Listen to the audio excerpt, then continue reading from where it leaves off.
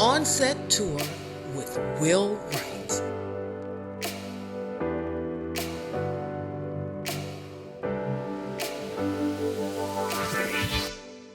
So you want to know what it's like to be on a film, TV, or commercial production set. Well, you've come to the right place. Look no further. Most people have never been on a movie set and have no idea what it's like. But most of our team has, and so we're here. We're here to unravel the mystery.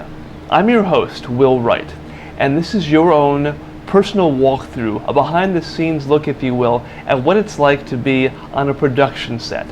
But before I get to the tour, let me tell you a bit about myself and some tips and tricks that are good to know before you get on set. My name is Will Wright. I am the principal of Wright's Words LLC, which is a story solutions firm based in the Twin Cities. Our work via journalism, keynote performances, and other writing drives to make audiences say, "I'd never thought about it in that way before." Be prompt. Be on time. Be on time many times ends up being hurry up and wait. But that's not your concern. Your primary concern is to get there promptly. And the way you do that is to approximate how much time it's going to take you to get to the set. Then you add in half an hour for breakfast, because many times there's breakfast on set, but sometimes there isn't for extras. So you want to be prepared. And then add an hour for contingency or for unexpected traffic, to look for your car keys or something else that you're missing, to run back home because you forgot something, or just for breathing room.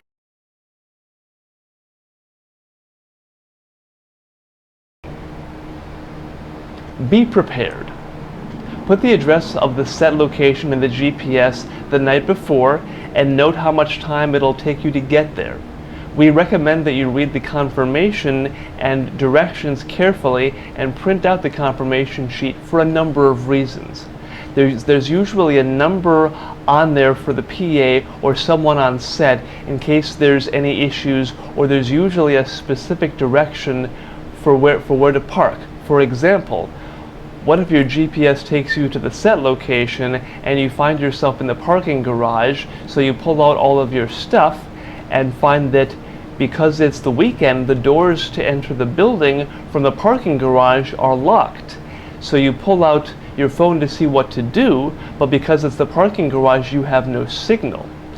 So unless you memorized what to do from the confirmation email, you won't know that the directions said to park on level C, where the skyway is, instead of level A, where you are. You would not know to type in the secret code to get into the building. Printing the confirmation details can save a lot of time. It's worth noting also that sometimes you're trying to get out of the parking structure, but they only take credit cards, no cash. That's all you have. So be prepared for that by always having a working credit card, or you can call the PA for help. We also recommend that you gas up your car the day before and make sure that you have your passport and your phone before when you get in the car. But we've provided a checklist in your guidebook for you to print out to check things off, to make sure that you have everything that you need before you leave. Unless they specifically request that you come clean-faced, we recommend coming to set hair and makeup ready, and coming in the wardrobe that fits your role. That way, if the wardrobe person sees you, they might say, "I like what you have on, just keep that on for the shoot and you're golden."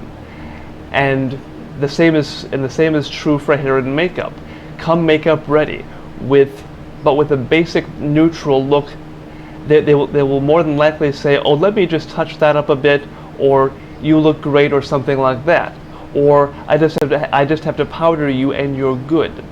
But come naturally. Just come with a simple base. Then you don't have to worry about lots of products that make your face break out. And if you're putting on last minute makeup at the stoplight on the way there, put the car in park first. If you're a woman, shave your legs underneath your arms the night before the shoot. If you're a man, shave your face the night before, and then you can shave lightly in the morning.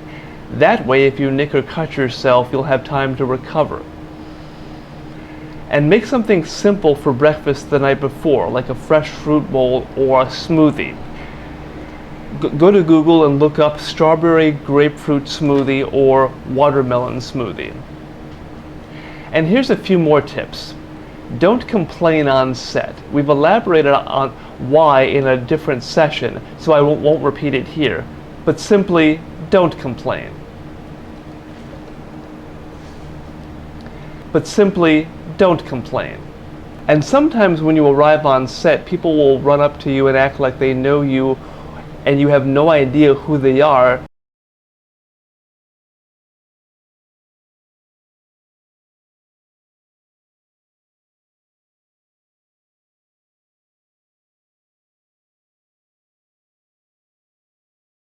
And try to remember people's names. It makes people like you.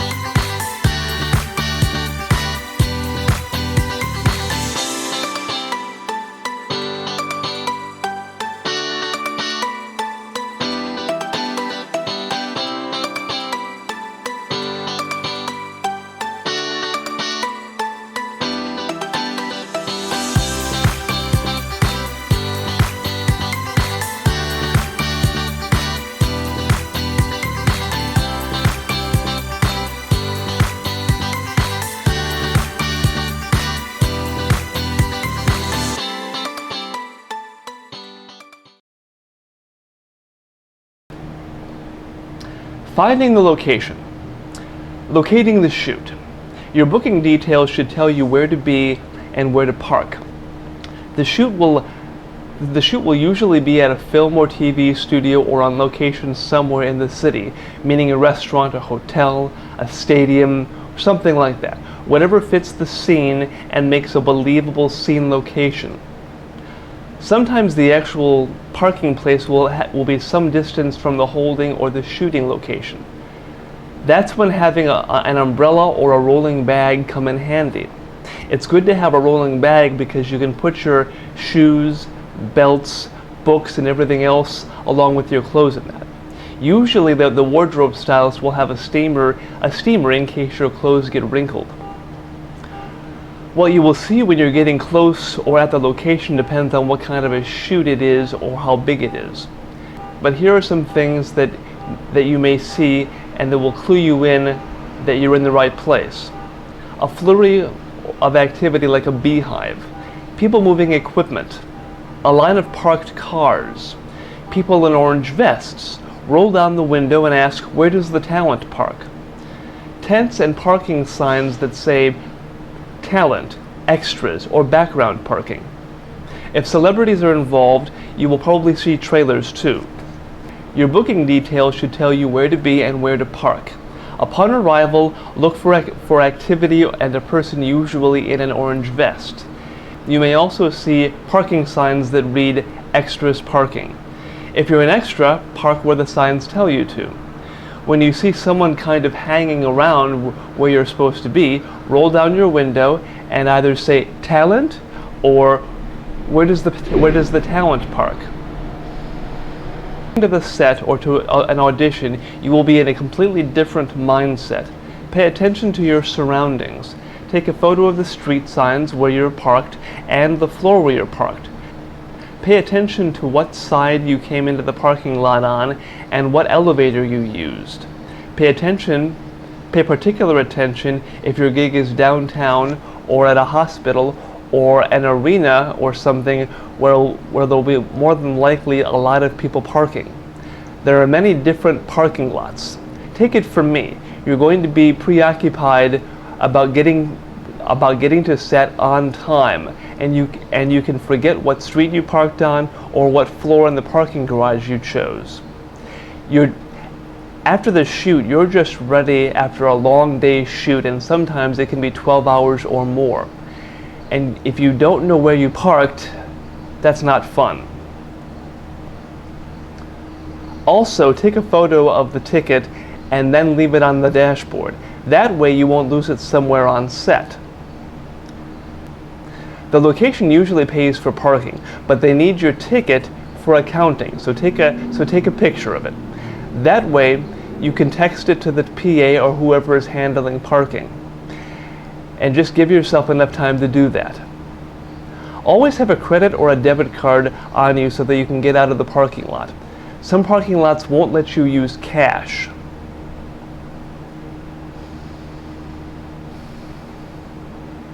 And if you use a debit or a credit card, use the same one to get out as you use to get in. Some parking lots have that as a requirement. Usually there are signs posted or a person in an orange vest or both directing you. But it's best to know where you're going. Make sure you take note of the PA or the AD's phone number on the call sheet if you need to get help or you get lost. In fact, save it in your phone along with the address of the location. In fact, save it in your phone along with the address of the set location. As soon as you walk in the door, you're on. You don't know who's who on set. Once I was booked as background on a film, I arrived early but I was not called on set. Then it was time for lunch. A man came and sat by me. He said, "How are you involved in the film?" I said, "Background, but I haven't been called on set yet." He said, "Soon." My first thought was, how does he know? Then I thought maybe he's the director or producer or something. When I did finally get on set, I learned that he was the producer. You never know who's who on set. Be nice to everyone. Set arrival and check-in. Set arrival and check-in. What happens after you arrive on set depends on the size of the set and the type of talent you are. If you're a principal actor, people will more than likely greet you and tell you where to go. If you're an extra, when you arrive on set, look for signs that say holding. Holding is where all the extras hang out when they're not on set.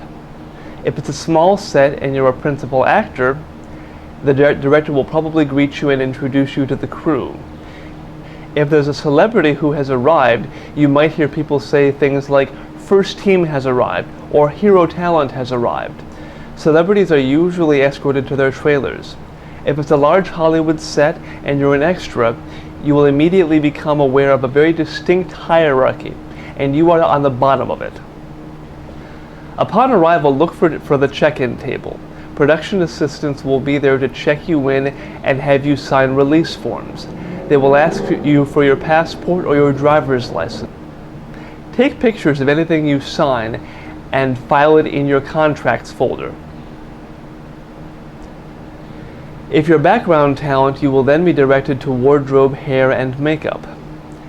When they finish, they will get approval from the director. If you're a celebrity, wardrobe and hair and makeup will come to you.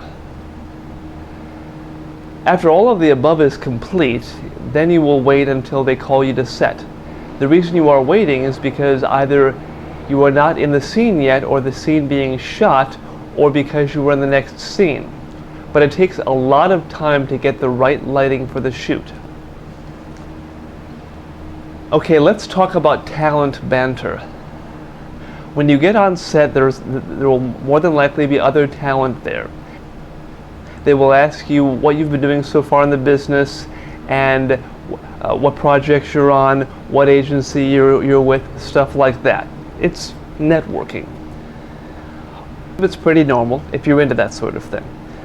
But some people talk ad nauseum.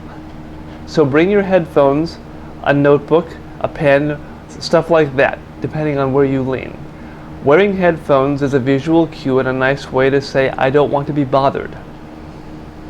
If you decide to wear headphones, keep them on low. and only have one of them in so that you can pay attention to whatever the AD or the PA are saying. For example, what if they said, I need someone to volunteer to hand the lead character her drink? Well, if you didn't hear that, you can't volunteer and you just missed out on an opportunity to be on camera. Typically, there's a lot of downtime. During this time, you may be running lines with your castmates, and that just means practicing or running through the lines. Call to set. When the director is ready, he or she will communicate down the line to the crew that it's time to call you in. If you've left the holding area to go to the bathroom or something, let the PA know. Don't let another cast member know. This is because this is a competitive business, and some people won't communicate your message down the line because they think that'll give them something up on you. Make sure your phone is off or that it's on vibrate if you take it on set. And be careful where you walk. There's a lot of expensive equipment on set and lots of cords laying around.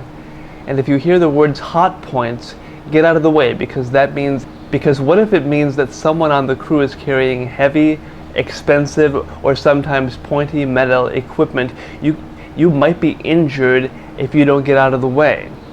For more words that you might hear on set, review earlier modules or check your guidebook. This is what happens next. The PA, the first AD or director, will place you, meaning position you at a place you need to be for them to film the shot. If he or she places you in a good spot where you will easily be seen on camera, it's called the love spot. You will stand around while they figure out the right lighting and blocking. They may run a few rehearsals where you will run through the actions but the camera is not rolling. The director will say sound. The sound guy or girl will say speed. The director will say roll camera. The cinematographer will say rolling. The director will say slate. A crew person will bring the clapperboard in front of the camera. Then they call out the scene number, shot number, and take number and clap the clapper and exit the frame. Then there's a few seconds of delay and the director says action. Then the actors start acting until the director says cut. If the director wants to shoot it again, someone will say back to one. And everyone will go back to their original positions and redo the scene with any directions from the director. This is typically repeated over and over again. And they may want to shoot the same scene from a different angle. This is usually accomplished by the following. The first AD barks out, "That's a keeper," moving on, close-up is next, reverse angle next, or scene number whatever is next.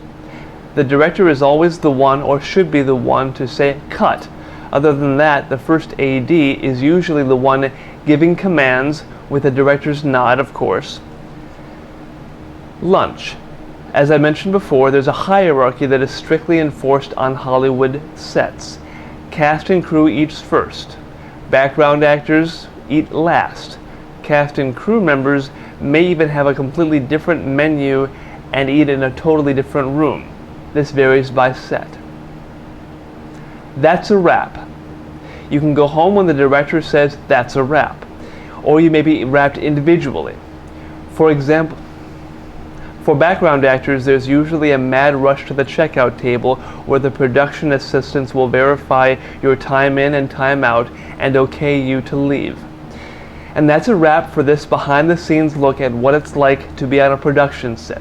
I'm your host, Will Wright. Join us in the next session where we'll talk about acting tips and techniques and role preparation.